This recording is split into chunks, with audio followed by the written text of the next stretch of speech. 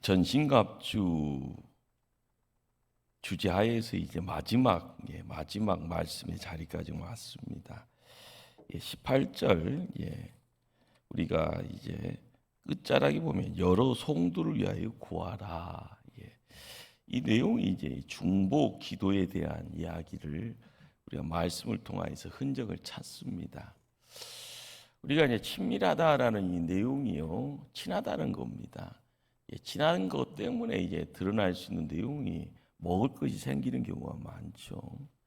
권력의 근거리에 있다 보면 권력 통하에서 이제 호가호위하는 그런 사람들이 나라에 어떤 큰 누를 끼치는 경우가 많을 때 잡아가는 경우가 또 종종 있습니다. 우리는 이제 사람에게 친하는 것도 필요하지만 하나님과의 어떤 친밀한 관계, 이것이 이제 교회 생활을 하는 믿음의 자리를 지키는 우리에게 가장 큰 숙제 아닌 숙제입니다. 하나님과의 관계, 이 관계를 어떻게 잘 유지할 수 있나? 이 유지하는 것이 참 어렵습니다. 그런데 이 관계를 유지를 하는 사람의 특징이 한 가지가 있습니다. 다른 누군가를 위해서 끊임없이 기도한다라는 겁니다. 내가 하나님께 기도했더니 그래서 누군가가 좋은 일이 생긴다 하면은 그 사람의 좋은 일이 나에게는 좋은 일이 되는 겁니다. 더불어서 그 사람이 그 문제를 통해서 해결되어져서 느끼는 감격이요, 내가 기도로 함께 더불어 했다 하면 그것이 또 나의 감격이 된다라는 것. 기도는 그래서요, 겉으로 드러나지 않는 가장 구체적인 섬김입니다. 명심하시길 바랍니다.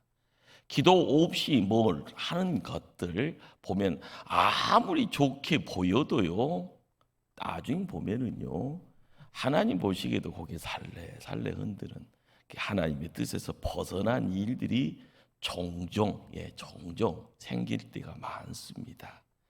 항상 우리가 항상 신앙의 어떤 연조가 짧다 보면 기도는 무슨 일을 하기 위해서 준비 단계에서 이루어지는 것, 이런 생각 아주 맞습니다. 그러나 기도 그 자체가요, 가지고 있는 파워가 있습니다.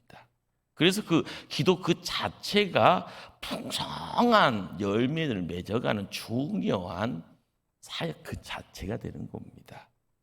그러기에 우리는 하나님과 가까워질수록이요, 하나님과 하나님의 백성 그리고 하나님과 세상 사이에 가운데에 서게 되는 경우가 종종 있고요, 가운데 서는 것이 당연합니다. 그래서 할 일이 뭡니까? 기도입니다. 그래서 이러한 기도를 중보 기도라 이야기를 하게 되죠. 중보 기도를 드리면서요, 가장 방해가 되는 것이 있다 하면 그걸 뭐라고 생각할까요? 다른 것 아닙니다. 나 자신입니다. 중보 기도자로서 하나님 앞에 나갈 때 가장 큰 방해꾼이 누군가 하면 나라는 겁니다.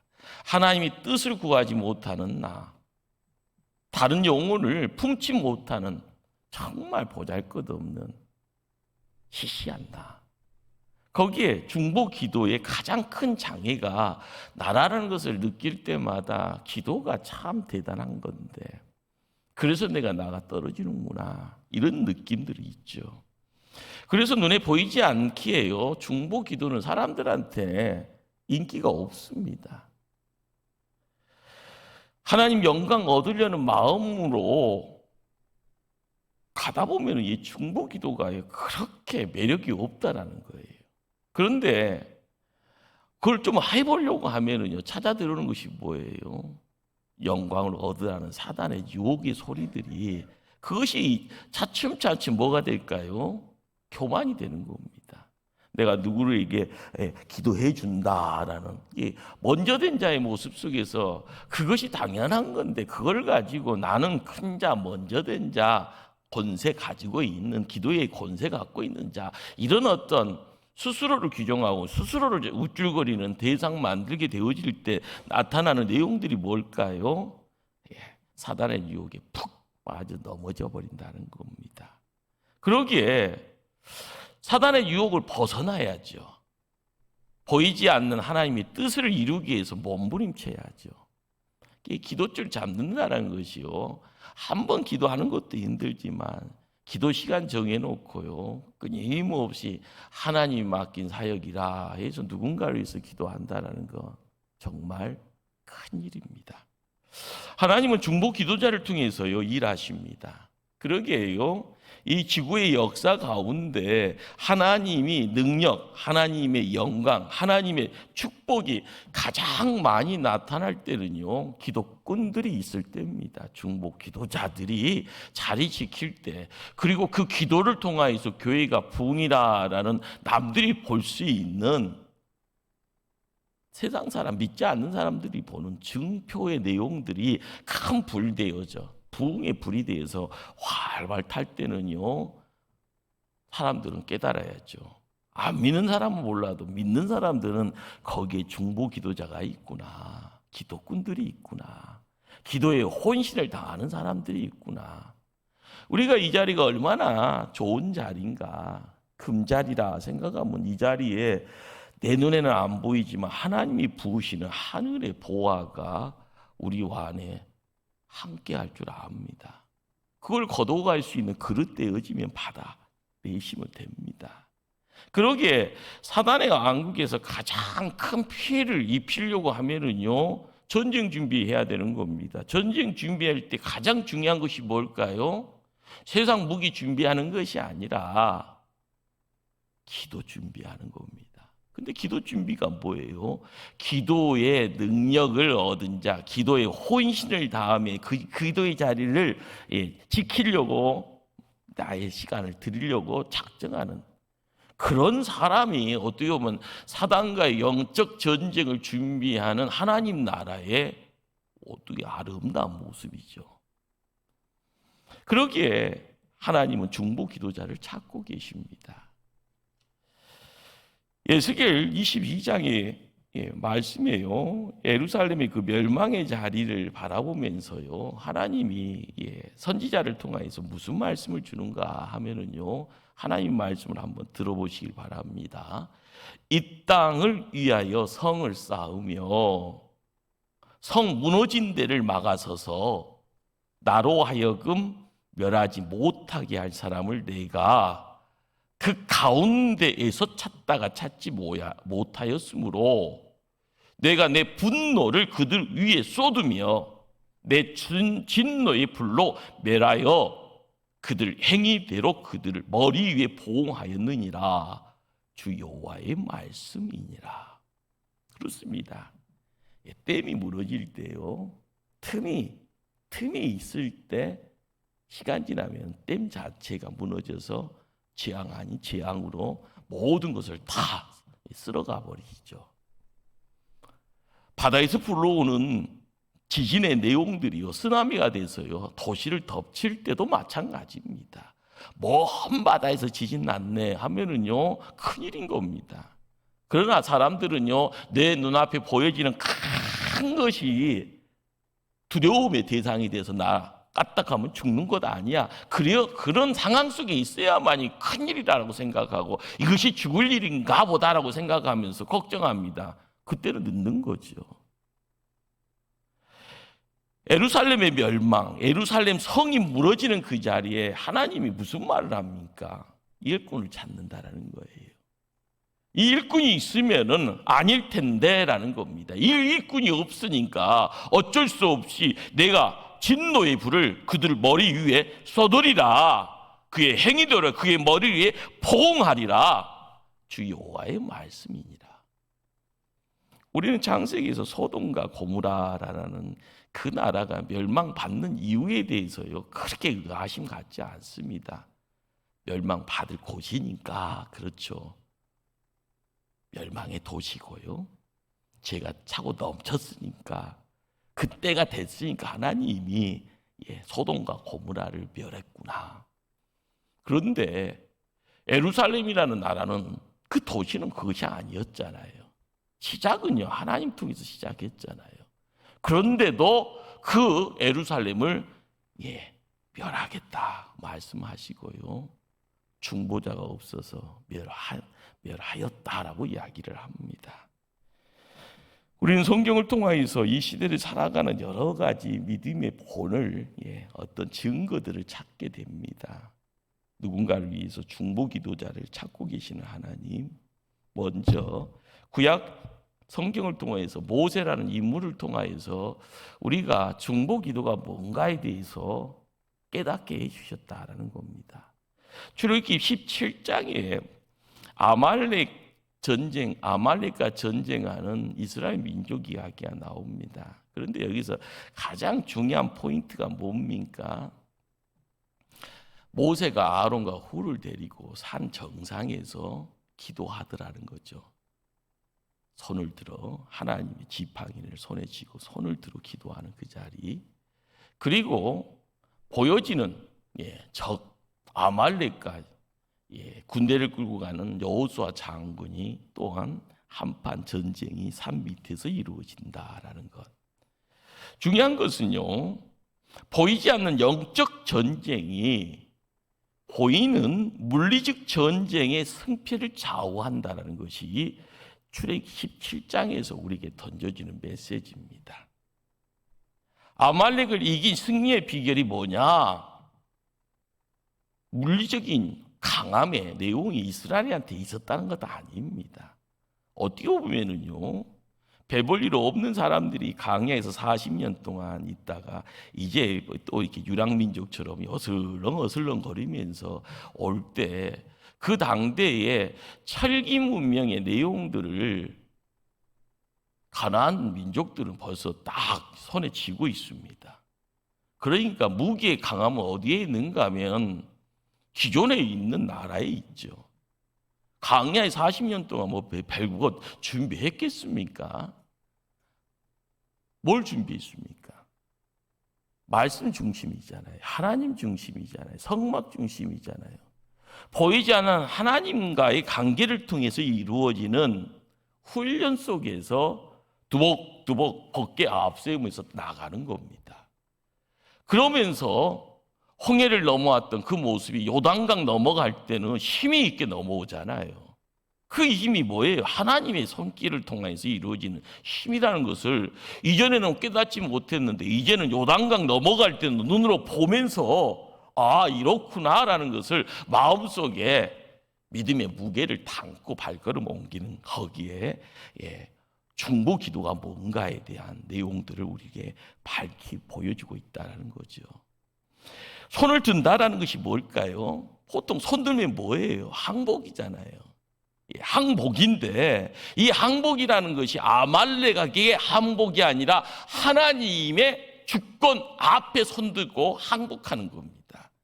우리가 교회 생활을 하면서 꼭 명심해야 될 것은요, 세상 사람 논리 가지고 세상에서 힘들어했던 그 경험치 가지고 교회 생활하면서 내가 이렇소라고 이야기하면은요, 그 스스로 무식을 탄로하는 겁니다. 믿음의 경륜이라는 것은 말씀을 통해서 세월을 보내야죠. 말씀 가지고 붙들림 받고 그 기도의 시간을 보내면서 된다 안 된다라는 것을 경험해야지, 세상 경험 가지고 와서 이거요라고 이야기할 때는요, 세상보다 더 큰 코 다치는 거예요. 그리고 나서 교회 생활하면서요, 더 힘들어하는 거예요. 교회 오면 좋은 일이 있을 줄 알았더니 이거 뭐야 하면서요, 잘못 왔는가 봐 하면서 절로 가야 되는가? 이런 이야기 하잖아요. 일로 가든지 절로 가든지 이런 거 자기 마음이겠지만, 중요한 것은 하나님 주권 앞에 항복이지 아말렉한테 항복하는 건 아닌 겁니다. 그러기에 이 손든다라는 것은요, 항복이지만 반대로 역설적으로요, 하나님께 영광 돌리는 겁니다. 그러기에 우리의 들려지는 이 손이 뭔가 하나님이 승리의 깃발이 된다라는 거. 지금은 경험치 못했지만은요, 아말렉과의 전쟁이 끝나고 난 다음에 이스라엘 백성들의 마음속에 찾아오는 내용이 뭐였을까요? 옆에서 아론과 훌이 모세의 손을 붙들고 있으면서 경험했던 내용이 뭐겠습니까? 힘들어 하는 것은 끝나는 것이 아니잖아요. 전쟁하는데도 힘들어, 죽어가는 사람들을 바라보면서 무섭고 떨리는 그 내용이 아니라 이 손드는 그 자리에서 하나님 앞에 손들고 있고 하나님께 영광 돌리고 있는 그 자리에서 아론과 훌이여 힘들어. 그러나 당사자는 얼마나 더 힘듭니까? 중요한 것은요, 이 중보라라는 이 내용들 세상 논리가지고 이해가 안 되는 겁니다. 영적으로 봐야 되는 겁니다. 영적으로 보라는 것은 영적인 경험치를, 그러니까요, 물을 경험한 사람 물속에 들어가 보면 속 알잖아요. 수영 잘해도요, 평탄할 때는 괜찮죠. 그러나 폭우 속에서 먼 바다 나가서요, 삼각 파도 막 치고 있는 데서 아이고 내가 가지고 있는 수영 실력 갖고는 안 되는구나. 물에 대한 무서움도 알 거예요. 좋을 때는 좋지만 두려울 때는 두려운 겁니다. 그러기에 모세가 기도의 손을 높이 들었을 때 그 손은 어디까지요? 하나님 보좌까지 다 가는구나. 또한 이 손이 들려지는 그 자리에 싸우고 있는 여호수아와 함께하는 이스라엘 백성들, 군대로 함께 힘써가는 젊은 이들과 하나님의 손이 거기에 또한 닿았구나. 그렇습니다. 우리에게 드려지는 중보자의 그 기도의 손은요, 하늘에 닿을 뿐만이 아니라 내가 누군가 먼 곳에 있는 사람, 그 사람의 이름을 부르면서 기도하는 그 자리에 하나님은 그 사람까지 책임져 주신다. 그렇습니다. 보이는 전쟁, 보이지 않는 전쟁. 우리가 눈에 보이니까 두렵고 떨리잖아요. 그것이 나에게 죽음으로 찾아올까 봐 걱정하잖아요. 그러나 믿음은요, 보이지 않는 누군가 앞에 내 자신을 맡길 때 그 시간까지도 하나님 책임져 주신다라는 것을 맡겨 나갈 때 거기에 믿음의 큰 역사가 함께 어울려집니다. 그때 그 믿음이 진짜 믿음이 되어지는 겁니다. 또한 모세를 통해서요, 32장에는 또 다른 사건을 우리에게 보여주는데, 시내산에 올라가서 하나님께 금식으로 하나님께 십계명을 받아오는 그 자리에서 이스라엘 백성은 아론과 함께 어울려서 못된 짓을 합니다. 하나님 이름 내걸면서 이스라엘 백성들이 애굽에서 나오는 그 자리에서 하나님이 이끌어 주셨다 하면서요, 그들이 꾹딱꾹딱 만드는 것이 뭐였는가 봤더니 금이었더라는 겁니다. 금송아지요. 예. 금송아지를 통해서 하나님의 이름을 거기에다가 결부합니다. 뒤죽박죽이죠. 이것이 혼합이라고 하는 겁니다. 뭘 섞어버리면은요, 나중에는요, 전혀 생각지 못했던 것이 덜커덩 모습 드러내는데 그것이 금송아지고 그 금송아지가 우상인 겁니다. 하나님 아니었던 거죠. 가장 분노하시는 분이 누굽니까? 하나님입니다. 그래서 이 백성들 내가 다 진멸하겠다. 진멸이 뭡니까? 죽여버리겠다는 거예요. 그리고 모세를 통해서 새로운 민족 시작하겠다라고 말합니다. 출애굽기 32장 10절 말씀 제가 읽습니다. 그런즉 내가 하는 대로 두라. 내가 그들에게 진노하여 그들을 진멸하고 너를 큰 나라가 되게 하리라. 시내산에서 40일 동안의 그 기분이 어떻게 보면 잔치잖아요. 잔치.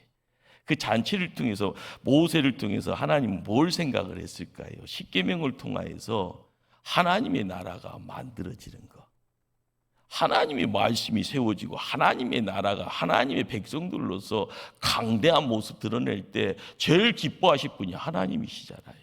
그런데 그 40일 중에 40일의 시간이요, 요즘 말로 우리한테는요 정말 기가 막힌 시간이었다라는 거죠. 모세에게도 마찬가지고요. 그런데 덜커도 아론과 백성들이 뭘 했다고요? 금송아지를 만들어내. 그러니 하나님이 내 다 죽여버리겠다. 이 땅에서 다 진멸해버리겠다. 그리고 모세를 통하여서 새롭게 새 나라 만들겠다. 모세가요, 이런 상황 속에서 얼초고니가 없는 거예요. 중간에 딱 끼었다는 거예요. 끼었다라는 거. 하나님이 반역하는 자를 치겠다는데 뭐라 하겠습니까? 그렇잖아요. 하나님이 또한 모세를 통해서 새롭게 시작하겠다는데 뭐라 하겠습니까? 하나님 마음대로인데. 그런데 여기서 누군가가 반대하겠다라는 것, 반대할 사람도 없는데 딱 한 사람이 있었다는 거죠. 그 사람이 바로 모세였다라는 겁니다. 모세가 뭐라고 이야기하는가 하면 출애굽기 32장 11절부터 제가 말씀을 읽습니다. 들려지는 말씀 가운데 큰 깨달음이 함께하기를 원합니다. 모세가 그의 하나님 여호와께 구하여 이르되 여호와여 어찌하여 그 큰 권능과 강한 손으로 애굽 땅에서 인도하여 내신 주의 백성에게 진노하시나이까? 왜 화내세요? 하나님 그러잖아요. 어찌하여 애굽 사람들이 이르길 여호와가 자기의 백성을 산에서 죽이고 지면에서 진멸하려는 악한 의도로 인도해 내었다고 말하게 하시려 하시나이까? 하나님 기껏 고생해서 데리고 와서 왜 여기서 다 죽이려고 그래요? 하나님 이상하시네. 지금 모세가 지금 그 이야기하고 있는 겁니다. 주의 맹렬한 노를 그치시고 화 좀 그만 좀 내세요. 지금 그런 소리 합니다. 뜻을 돌이키사 안 됩니다. 주의 백성에게 이 화를 내리지 마옵소서. 주의 종 아브라함과 이삭과 이스라엘을 기억하소서.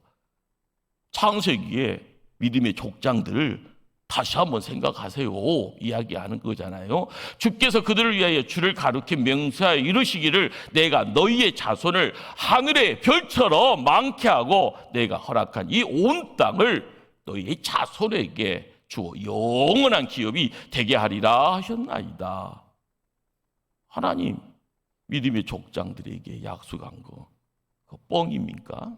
그 약속 지켜야죠 하면서 지금 내리 다시 하나님한테 모세가 설득 아닌 설득을 하고 있는 겁니다. 우리는 이 모세가 이렇게 진노하는 하나님을 돌이켜 다시 본래의 자리로 돌아가게 하는 그 모든 내용들을 중보라 이야기하는 겁니다. 중보 기도라라고요. 어떻게 보면 하나님에게 불충하는 것처럼 보이잖아요. 그렇잖아요. 안 돼요 하나님 온몸을 마르면서 왜 그렇게 하셔요 하면서 지금 불충하게 보이나 그러나 실상은요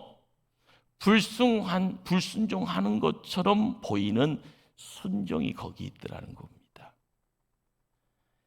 그는 어떻게 하나님의 계획에 반대하며 돌이켜달라고 기도할 수 있었을까?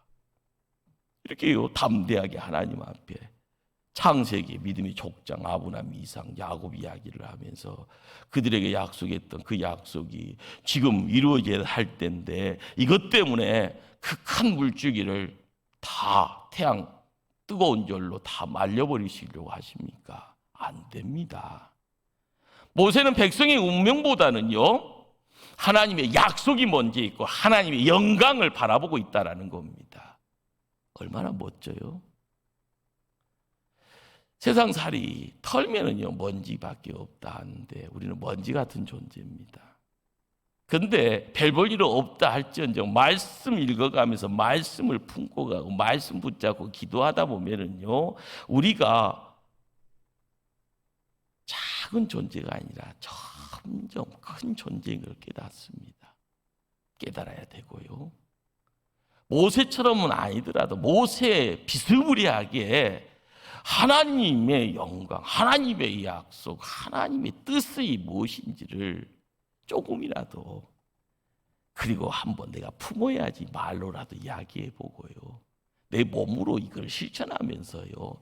뚜벅뚜벅 걸어갈 때 이것이 예수님 골고다 언덕에 십자가 지른 것처럼 무겁다 생각이 들어요. 그래 이거 빨리 벗자 이 생각보다는 이거 지고 가셨던 우리 예수님 얼마나 힘들었을까. 뒤돌아보는 인생이 아니라 조금 더 앞을 바라보면서 넘어질 듯 하다가요 진짜 넘어지더라도 무릎 깨지고 십자가 먹어서 뒤통수 깨진다 할지는 다시 일어나서 십자가 지고 뚜벅뚜벅 걸어가는 거기에 하나님의 영광이 있게 해요. 그 영광이 무엇인지를요, 말씀 통하여서 알아가야 되고 기도의 자리를 통하여서 느껴야만이 하나님 사람 되는 겁니다. 성경에 이야기되어진 믿음의 선진들이요, 막연히 믿음의 선진들 아닙니다. 그냥 짠하고 나타난 스타 아니잖아요. 우리가 상상할 수 없는 그런 고뇌의 시간이 있는 겁니다. 애로움의 내용들이 있는 거고요. 그리고 온몸으로 세상의 쇠파 속에서 피 흘려가면서 그 세월 보내면서 하나님 말씀입니다라고 말씀에 묶임받고 뚜벅뚜벅 옮겨오는 발걸음, 그 발걸음 통하여서 하나님이 인정하신 것이 바로 믿음의 선진들의 삶의 모습이고요. 거기에 하나님의 복이, 그때 복이 찾아오고 복이 임하고 모습을 드러내는 겁니다. 여러분이 텔레비 광고 딱 보면서요, 좋잖아요. 그냥 요즘에 최고의 이게 CG 입혀놓고 돈 투자하면은요, 머릿속에 상상하는 것이 더 실사대처럼 진짜처럼 보이는 세상입니다. 중요한 것은 가짜인데 진짜처럼 보이는 세상에서 좋다 그것이 문화고 그것이 문명이라고 하면 그건 틀린 말 아니잖아요. 그러나 그게 내 것 아니기에 문제가 심각한 거예요. 중요한 것은 텔레비에서 다 보여주니까 나는 가만히 있으면 다 되는 것처럼, 그러나 텔레비 끄면은요, 혼자잖아요. 애롭잖아요. 내가 뭘 해보려고 하면은 힘들잖아요. 도와주는 사람 한 사람도 없잖아요. 우리가 믿음을 찾아가면서요, 말씀 읽어가고 말씀 붙잡고 기도의 자리 지킬 때마다 세상과 멀어져야 될 이유가 거기 있는 겁니다. 세상은 달콤합니다. 다 이루어진 것처럼 이야기합니다. 그러나 리모컨 가지고 끄면은요, 다 사라져버리는 겁니다. 신기루처럼 사라져버리는 겁니다. 내 것 아니에요. 그러나 하나님은 내 것이다 라고 우리를 불렀고요, 하나님은 복이다 라고 하면서 너의 것이다 하고 가져가라 라고 이야기하시는 겁니다. 그러기에 하나님과의 친밀한 관계를 통해서 이루면 세상과 조금씩 멀어질 수밖에 없는 겁니다. 하나님하고 친해지면은요, 하나님 말씀 붙잡고 나갈 때마다 느껴지는 내용들이 뭘까요? 거기에 우리가 하나님의 목적이 무엇인지를 깨닫게 되면은 믿음의 경주가 기어가는 것이 아니라 걸어가는 거고, 걸어가는 것이 힘들면 뛰어가는 거고요. 혼자 가기 힘드니까 여러 사람 더불어서요, 어깨동무하면서요 나아가는 겁니다. 하나님의 이름이 존귀하게 영광을 받으시기 위해서 우리가 하나님 앞에 뭔가를 맡겨나갈 때 그것이 중보기도자의 마음이고요, 그것이 하나님과 끈끈한 커넥이라고 하잖아요. 연결된 겁니다. 이 연결됨을 통하여서 우리는 하나님의 약속이 우리의 삶 속에 모습을 드러낼 때 우리는 복의 소유자가 되는 거고요, 그 복됨을 통하여서 우리는 존귀한 자임을 스스로가 느껴지는 겁니다. 모세가 아브라함을 이야기하고요, 이삭을 이야기하고 야곱을 이야기할 때요, 하나님 약속했잖아요 라고 이야기하잖아요. 그 약속이 400년이 지나고 나서요, 강에서 40년 보내고 나서 또다시 이야기되잖아요. 그 약속 지키셔야 되잖아요. 못난 것 하나님도 알고 나도 압니다. 나부터가 못나서 강야에서 40년 전에 80년의 세월을 보내면서 이제껏 왔는데 내가 내줄 것이 뭐가 있습니까? 차라리 나를 죽이시오라고 이야기하는, 우리가 믿음의 어떤 지경을 지킬 때마다요, 세상 논리 가지고 가면 안 됩니다. 기도하면서 내가 세상 것 가지고 기도해, 하나님 안 주면 난리 칠 테니까 알아서 하세요, 날짜 정해놨으니까 안 하면 큰일 납니다, 이거 뭐 어떻게 할 거예요 하면서 그냥 막갑하시게 그런 거 갖고 안 됩니다. 아말렉과의 전쟁의 자리에 손을 들 때 항복이잖아요. 그런데 그 항복이 뒤집어 나왔더니 하나님이 주권에 나 자신을 맡기는 거예요. 드리는 거예요. 자, 우상 앞에 백성들이 무릎 꿇어버렸습니다. 거기에는요, 이것도 아니고 저것도 아닌 뒤죽박죽이에요. 하나님은요, 깨끗이 청소하고 새 출발을 하잖아요. 그러나 모세가 영안이 열려서 하나님의 약속을 개인 세월입니다. 반짝, 그렇죠. 반짝 찾아와서 모세의 머릿속에, 그리고 모세의 입술을 통하여서 이야기되어지는 것이 아브라함과 이삭과 야곱을 통하여서 약속했던 하나님의 약속. 그 약속이 하나님의 영광이 되어지는 과정에서는요, 누구나 힘들다는 거, 긴 세월 필요하다는 거, 거기는 누군가가 혼신을 다해서 땀을 흘리고요, 시간을 들이고 피를 토해내야 되는 그 시간이 있음을 깨닫게 모세의 기도가 그렇게 가볍지가 않습니다. 하나님의 진노를 누구리 들 수 있는 중보의 기도자의 그 입술, 그 기도의 내용들, 하나님의 마음을 다시 수답시키고 되돌이키잖아요. 출애굽기 32장 14절 말씀입니다. 여호와께서 뜻을 돌이키사 말씀하신 하를 그 백성에게 내리지 아니하시니라. 우리는 중보 기도라는 것이 참 대단한 것을 깨닫습니다. 하나님의 진노를 돌이키고 또다시 새로운 출발을 위해서 그 은혜 받아갈 수 있는 그릇 준비하는 그런 어떤 모든 자리에 누군가가 함께 했다라는 것. 우리가 모세의 마음으로 뭔가를 새롭게 하고자 할 때 눈에 보여지는 것이 있습니다. 특별히 초대교회, 목포 초대교회요. 코로나를 통해서 전 세계가 마찬가지고 한국 교회가 마찬가지입니다. 그러나 이 시대 우리의 기도의 자리에 하나님께서 초대교회를 맡기셨기에 이 초대교회가 먼저 우선입니다. 그리고 한국교회가요. 그 다음에는요, 열방에 이 세계를 향하여서 뭔가 하나님께 맡기려고 뭔가를 할 때 하나님 우리를 쓰실 거죠. 사도 바울이 전도자로서의 선교사로서의 인생을 마감을 하잖아요. 가장 큰 파워가 뭘까요? 중보기도입니다. 중보기도.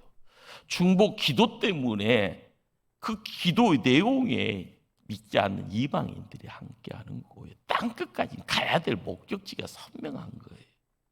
그러니까 만나는 사람들마다 이야기하는 거, 볼 수 없는 사람들에게 편지 쓰면서도 끊임없이 서신서의 내용이 그들을 위해서 이야기하는 거예요. 그리고 그들에게 먹을 것이 필요하니까 하늘의 양식이라 하는 것이 노마서 같은 경우는요, 어떻게 이렇게 하나님의 교리의 내용들이, 그게 하나님 말씀이잖아요.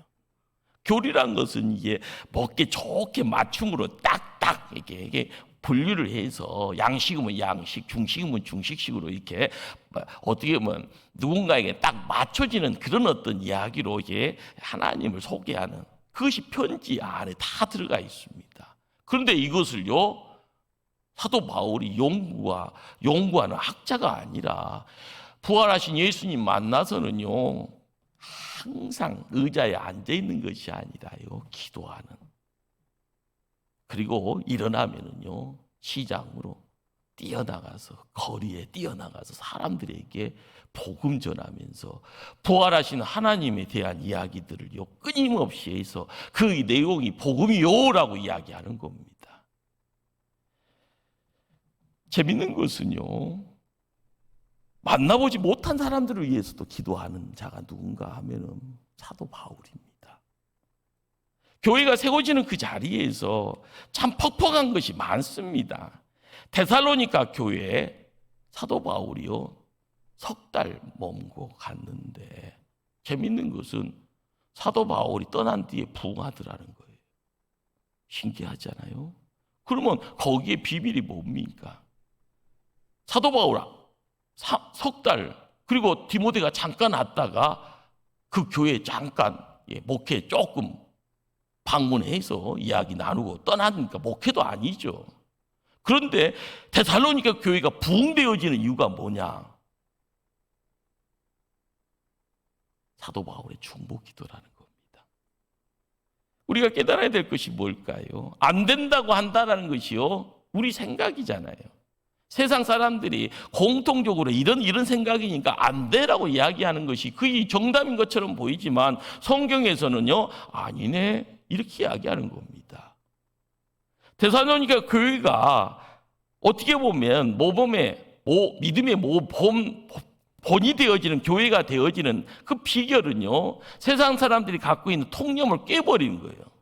단지 석 달, 그런데 교회가 세워집니다. 그리고 교회가 부흥됩니다. 우리가 알아야 될 것이 뭘까요? 교회의 부흥이라는 것은 세월 속에서 이루어지는 것이 아니라 성령의 역사라는 거예요. 힘이 있는 카리스마가 있는 목회자가 있어야지 부흥된다. 그런데 사도 바울 떠나버렸잖아요. 믿음의 자녀 디모데가 잠깐 왔다가 갔잖아요. 그런데도 부흥되더라. 기도의 역사입니다. 기도의 역사. 데살로니가 교회가요, 끊임없이 구제와 성결을 합니다. 왜? 누가 시켜서요? 아닙니다. 말씀 먹자마자 마음의 감동, 교회가 할 일이 뭐냐? 구제다, 성교다. 돈 많아서 아니라는 거예요. 교회가 부자가 있어서 그것도 아니다는 거예요. 말씀 들어가자마자 그 다음부터 행했던 내용이 데살로니가 교회의 구제와 성교였다는 것. 이 모든 것들이요, 중보 기도를 통해서 이루어진 내용이라는 겁니다. 우리는 코로나를 통하여서 너무 움츠렸던 것 같습니다. 이제 기도의 반경을 넓혀야 되고요. 나만을 위한 기도 좋죠. 우리 가정을 위한, 가족을 위한 기도 좋습니다. 우리 교회를만 위한 기도, 그것도 좋습니다. 그러나 이제는 이 기도의 반경을 좀 넓혀서요, 나에게 하나님 은혜 주셨기에 믿음의 역사를 드러내기를 힘써야 되기에 한국교회를 바라보고요, 열방을 바라보면서 우리의 주변에 힘들어하는 자, 눈물을 흘리고 길을 잃고 방황하는 자, 그들에게 하나님 여러 모양 간섭하실 때 병상에 누워있는 이들까지 하나님 직접 찾아가 안수할 때마다 온전한 치유의 역사가 건강지체로 우리와 함께 믿음생활 지키며 교회를 세워나갈 수 있는 그러한 놀라운 기적 아닌 기적들 밝히 드러나기를 열망할 때마다 우리 하나님 역사하실 줄 믿습니다. 우리가 모세처럼 바울처럼요, 하나님 마음 품고 기도하는 자리, 그 자리에 나만이 아니라 우리와 함께 우리의 시야가 넓어지는 그 모든 것이 기도의 자리임을 고백하는 오늘 이 시간, 이 자리가 되어지기를 간절히 주님 이름으로 축원합니다.